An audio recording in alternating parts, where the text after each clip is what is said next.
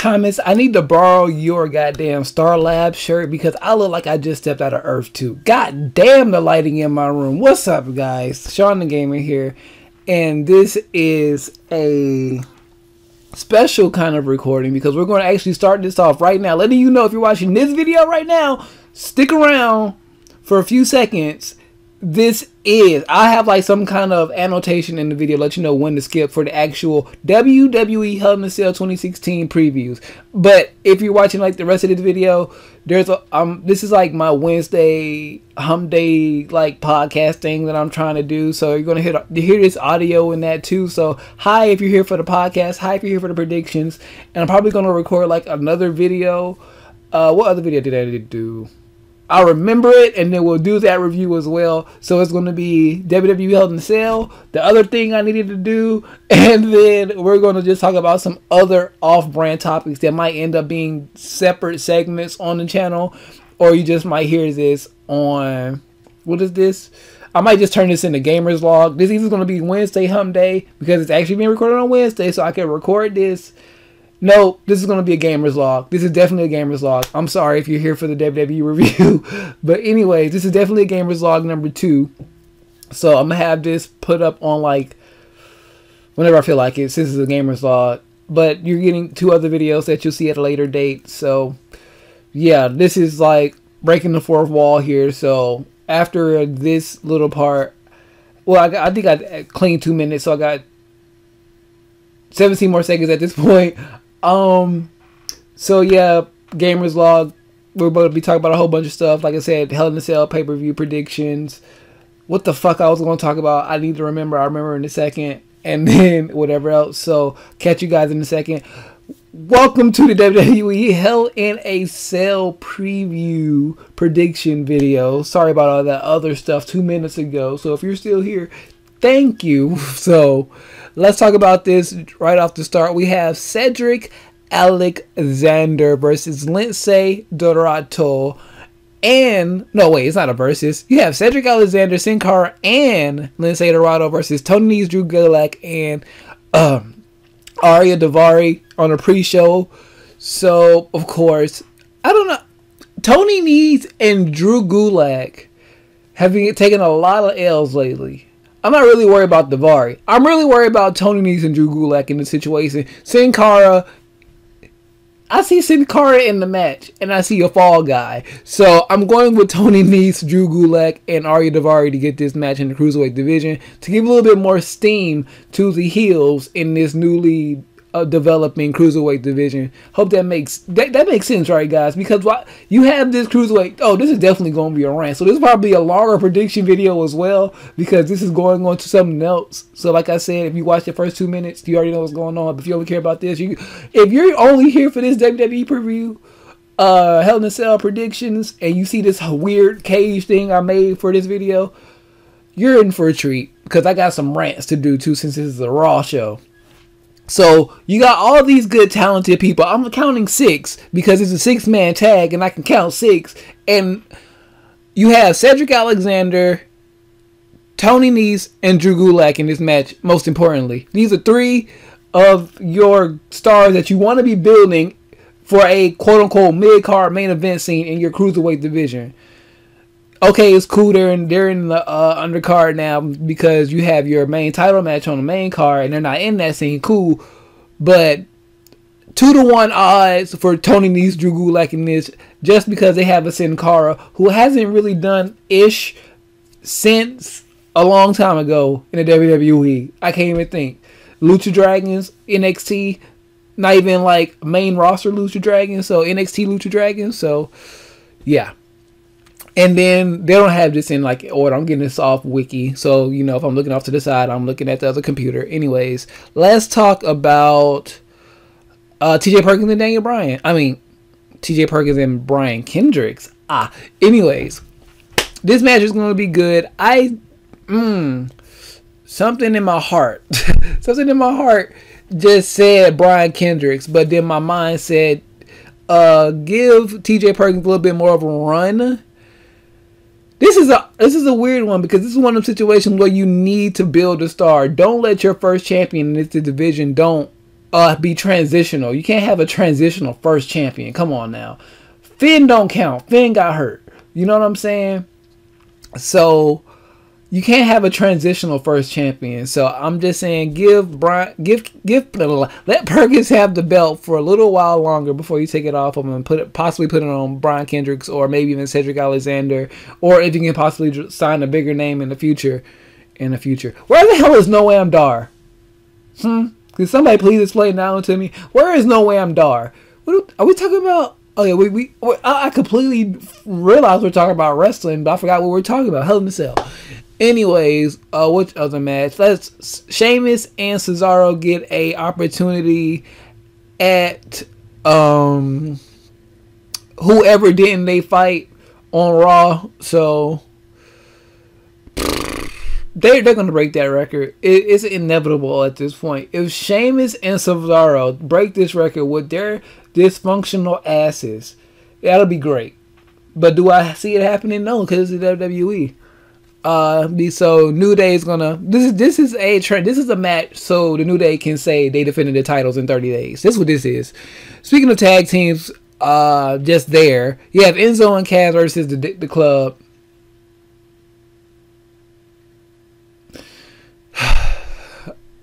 Enzo and Cass versus the Club. I don't care. I don't care. I don't care.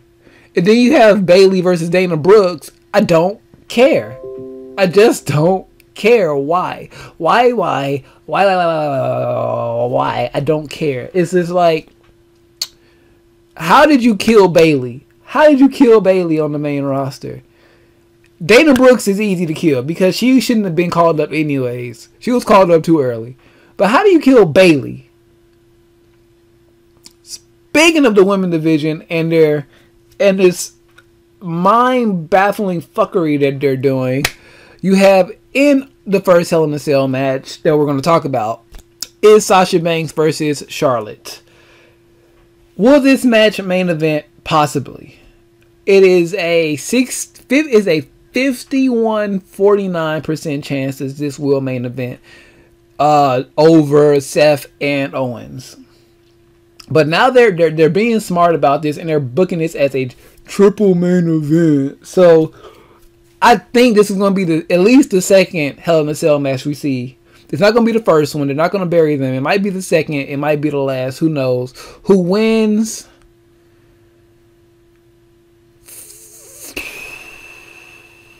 Who wins?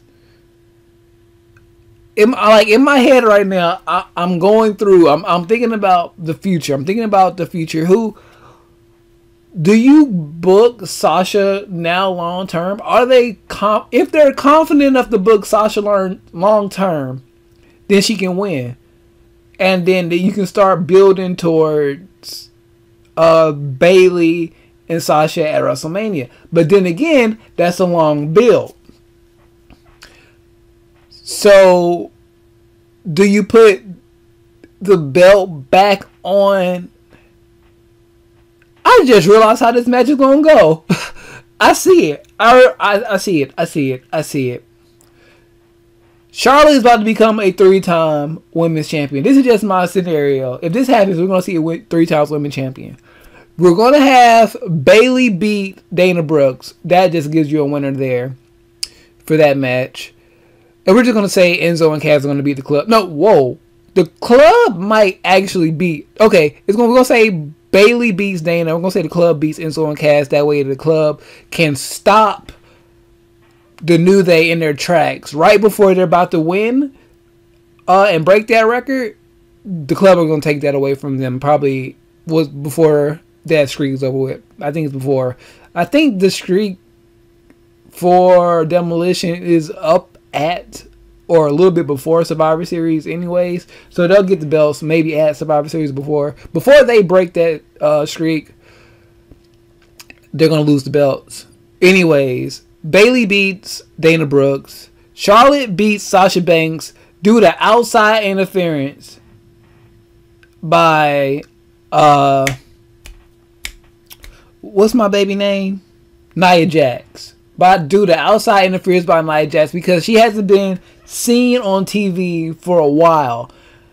And I just feel like that's just taking her off TV to set up her interfering in this match. Like, literally coming in, probably ripping the cage door off somehow, or she's getting involved in this match, costing Sasha the title. That way, her and Sasha can feud, probably putting Sasha on the back burner for a little bit. That way, we can get maybe Bayley versus Nia Jax for #1 contendership, and those two can fight Charlotte as a heel, you know, and then we can put Sasha on the back burner again, and then I feel like we have to have Bayley going into WrestleMania as champion, because we're trying to lead up into a match between Sasha Banks and Bayley without having them touch before WrestleMania. That's what we're trying to lead up to. This has to be Sasha Banks versus Bayley 3. You know what I'm saying? It has to be Sasha Banks versus Bayley 3. You can have them in matches like triple threat title matches and things like that, which they're probably going to do, you know, like triple threat between Nia Jax, Charlotte, and Sasha Banks and things like that. Do I think Nia Jax is going to get the belt in these outcomes? No, but you got to switch it up. Dana Brooks has kind of branched out a little bit. You have Emma coming back as well. So I just feel like in a situation like that, it may be better for Charlotte to become a 3-time women's champion. And it probably main event. If they do something like that where it's shenanigans, because odds are, you know, just saying, Sasha Banks 9 times out of 10 is probably going to win this match. But if I'm booking this, like Be the Brooker style, shout outs to David Hero, I will have Charlotte win thanks to outside interference because of Nia Jax. That way you can lead into other scenarios to keep Bayley and Sasha from having a one-on-one match until WrestleMania. Book it. So after that, we already talked New Day, yada yada yada. So I guess that only leaves us with like Roman Reigns versus Rusev. Roman Reigns is winning. And Kevin Owens versus Seth Rollins for the Universal title. And as of this moment, I am recording this Wednesday, October 26th. So as of this recording, Chris Jericho is still not involved in the match unless I missed something on Raw because Abysmal Raw. But I don't see them taking the belt off KO right now. Why? Why take the belt off KO right now and put it on Seth Rollins? Why? I just don't see why. I just don't see why.